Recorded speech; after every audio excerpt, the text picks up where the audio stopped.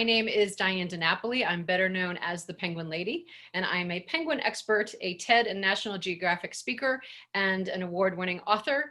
And I have 2 books now, The Great Penguin Rescue and All About Penguins. That's my very brief intro. Now, I think that's a great intro. But one of my favorite things about you're being too modest here. Can you tell us a little bit about the Great Penguin Rescue? Because I love this story. I never knew about this before we had connected. So could you tell the kids a little bit about what happened and your role in that? Sure. So I worked at Boston's New England Aquarium for 9 years, and I was a senior penguin aquarist there. So I sort of co-managed the penguin colony and also did education programs for our visitors. And when I'd been working at the aquarium for 3 years, there was a ship that sank halfway across the world off the coast of Cape Town, South Africa, named the Treasure, ironically. And when the Treasure sank, she spilled 1,300 tons of fuel oil, and that polluted the habitat of nearly half the entire world population of African penguins. And so 20,000 penguins were covered with oil. Another 20,000 penguins were removed from their island just before the oil hit to try and save them. And I was a member of the first team of penguin experts to fly to Cape Town from the United States. There were 8 of us on our team from different zoos and aquariums around the country. And we went to help train and supervise these 12,500 extraordinary volunteers who had come to help. They had no experience doing this. So our job was to train them how to safely feed the penguins and clean them and take care of them until they could be released again. And so we were there for the first 3 weeks of the rescue, and the entire rescue took 3 months. And in the end, it was incredibly successful. 95% of those 40,000 penguins were successfully released back into the wild. It still stands as the largest and most successful animal rescue ever undertaken. And so, yeah, so 10 years later, I ended up writing the book about it. And so I've got kind of a story around that as well. Absolutely. And we're going to be asking you about the process of writing a book in a second. You Okay. actually, you're on your 3rd book, right? So, no, I just wrote my second. Second, okay. Yeah. So there's a children's version, and then which I actually have on the way, but the Great Penguin Rescue, which is for probably more so you'd say for middle school, high school students? Yeah. So the Great Penguin Rescue is written for an adult audience, but I recommend it for 12 and above. I mean, I was reading adult books when I was 12. I think most kids, a lot of kids are. So, and I usually say 12 because if you're much younger than that, there's some difficult stuff in here. It can be very challenging and emotional to read some of these things that these penguins are going through. I mean, there's people tell me, grown-ups even tell me it made them laugh, it made them cry, it made them feel like they were right there in the rescue center next to me. So it's a very visceral read, is what I've been told. And then the All About Penguins for kids, this is for target age is 4 to 8. And this is actually, it's not a story about the penguin rescue. This is just sort of a straight biology and behavior about penguins. And so this is really beautifully illustrated by Ray Schul. And I love his illustrations that he did for this book. So this just came out on December 1st. So this is very new.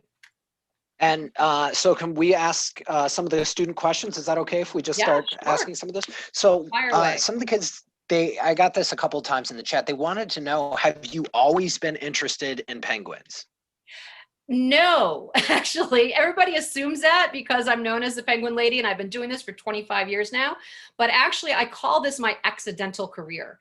I have always loved animals and been very passionate about nature and animals and the environment. I've always been very concerned about endangered species and wanted to do something to make a difference. But, what can one person do, especially a kid?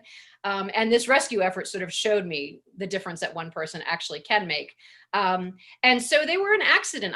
I went back to college when I was 32 to get a Bachelor of Science degree in animal science my concentration was in veterinary nursing.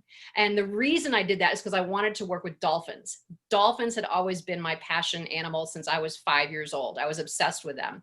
And so I went back to college to do that. And in the course of my college career, we had to do full-time externships. And in my senior year, had an externship at the New England Aquarium in Boston in the penguin department. And that really was my first introduction to penguins. They weren't even on my radar prior to that. But, from the first day that I got into a wetsuit and went into that exhibit with 65 penguins around me honking and braying, and I was like, oh, these guys are kind of cool too. And so that was how the whole penguin thing started. I was 35, I think, when I finally sort of started being interested in penguins. That's interesting. One of my favorite facts. I don't know how many people know this, but I made it over 30 years of my life without knowing this. And Diane let me know that penguins actually have knees. So that blew my mind. They have knees. Yeah. So some of the students, they wanted to know what was the process of cleaning the penguins? Like, how do they clean the penguins when there's an oil spill? So it's a very laborious process. It would take two people at least an hour to clean one penguin. So you need two people because penguins are actually very strong, feisty birds, and they will fight you, and they have these incredibly sharp, razor sharp beaks. So you have to control the head so that they don't bite you. And so one person is restraining the penguin, and you dip it into these vats of hot soapy water, and the other person is agitating that hot soapy water through their feathers to get that oil out of their feathers. And you go sort of from tub to tub to tub until the water runs clear, because at first it turns black because there's so much oil coming off the body. And so you have to do that until that water is clear, and then you have to rinse them with high pressure hoses. But actually there's a first step, and this actually brings me to my favorite story from the penguin rescue, and it has to do with a kid. So 2 years before this rescue, this 17-year-old student named Louis Koch had invented a degreaser. And he realized it might have this other application with helping with washing these oiled birds, because before you dip them in these hot soapy tubs of water, you spray them with a degreaser. And you spray them, and basically a degreaser is a lighter oil, and you spray them and you let them marinate for a little while, and then you wash them, because that lighter oil starts to soften and break down that thicker oil that's on their bodies from the ship. And so this 17-year-old kid had invented this product that we used during the Treasure oil spill rescue. And so I think it's the coolest thing in the world that a teenager invented a product that saved the lives of thousands of oiled birds. That is really cool. And because we have so many younger kids on here, don't let your age define you. So that's really awesome. Yeah. We have Mev, who's in Italy. Mev, you can go ahead and ask your question. You had an awesome question. Thank you, Ralph. Nice to meet you, Diane. Nice to meet I you. would like, thank you. I would like to know, what is the process of writing a children's book using love for animals? So ciao, paisan. I'm Italian. I don't speak the language, unfortunately, but that's where my grandparents are from. So the process of writing this book was very different than the first book. So the first book was sort of this passion project that I had. I had a story that I wanted to tell. And so I actually wrote a proposal for the adult book and shopped that to different agents and publishing houses. This book actually came to me.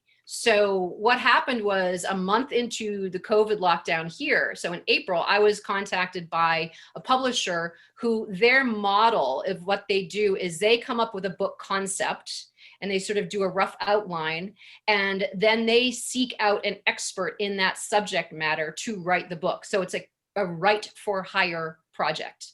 And so it was a lot of back and forth between, I had a wonderful editor actually at this house who was very responsive and very open to, my suggestions. And then in fact, even working with the illustrator, they checked with me to make sure things were accurate and they're showing the right animals and the right poses. And, I sent them photographs, to work his sketches from. So all the images in here are really accurately done. They're sort of scientifically done. They're not sort of fantasy, or cartoony. Neither one of us wanted that. So it's a long process, though, whether you're writing a kid's book or a book for adults. Certainly a lot faster to write a children's book, because this only has 50 pages and my book has 320, I think, my first book. So it's a lot of editing. So you sort of, you get your general idea, you get it down on the page, and then there's a whole lot of work to do to remove a lot of words, actually, and edit it down so that you can be as clear as possible in as few words as possible, especially when you're writing a children's book. But you do still, like you said, you want your love for the animals to still come through, even though this is sort of a science book. You know, it's a nonfiction science book about penguins. It's not a tale. It's not a story tale. So yeah, a lot of work, but still you put your love and your heart into it for sure. Well, it's clear that you have a lot of love and affection for these animals. Some of the kids want to know, what is your favorite type of penguin if you had to choose one? You know, until 2 years ago, for the past 25 years, I would have said it's the little blue penguin, and that's this guy right here. And this is actually about the actual size of a little blue penguin, which is why you can see this would be a favorite. They're adorable. They are from New Zealand and Australia, and they're called little blue because they are so tiny. They only stand about 8 inches tall, and blue because they actually do have a blue back. And we had them at the New England Aquarium in Boston. And I think one of the things I loved about them is that they have this incredibly wide range of vocalizations. And for such a tiny little bird, they only weigh 2 to 3 pounds. They're incredibly loud. And so I could just sit there, even after work, after a long day at the aquarium, my colleague and I would sit there sometimes for 45 minutes just watching them and listening to them. But then 2 years ago, I went for the first time. This was on a trip with Lindblad and National Geographic, working as a guest speaker for them, a guest lecturer. And we went to South Georgia Island. So this was my 4th trip to Antarctica, but part of the leg of that, you know, that journey was to go over to South Georgia Island, which is where Shackleton, if you know Ernest Shackleton's story, that's where he is buried. And so on South Georgia Island, there are thousands and thousands and thousands, up to 400,000 king penguins, which are the smaller cousin to the emperor penguin, which is the largest. So the king penguin stands about 3 feet tall and weighs about 25 to 45 pounds. But they absolutely captivated me, because what I didn't expect about the king penguins was that they would be so curious about us and so bold. So, you know, some of my favorite moments, we got up at before dawn and we took a Zodiac from the ship onto the beach, and we just sat there watching the sunrise, surrounded by thousands of these king penguins. And they were literally like, you can only get 15 feet away and you're not supposed to touch them. But if you sit or stand in one spot, they come right up to you. So I had them nibbling on my hands, on my boots, on my camera lens.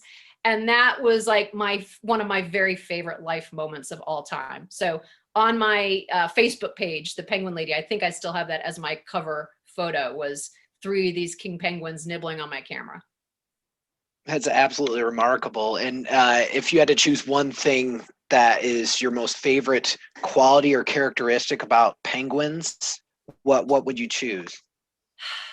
You know, I think it's sort of their hardiness and their mammalian-like quality. I've never been a bird person. I'm really a mammal person. I love mammals, land mammals, aquatic mammals. I thought I'd work with aquatic mammals. And penguins are really, of all the birds, they're the most like a mammal. Like, they have these huge personalities. And they're just very hardy and bold and curious. And so I think the fact that they really are mammalian-like is what I find compelling about them.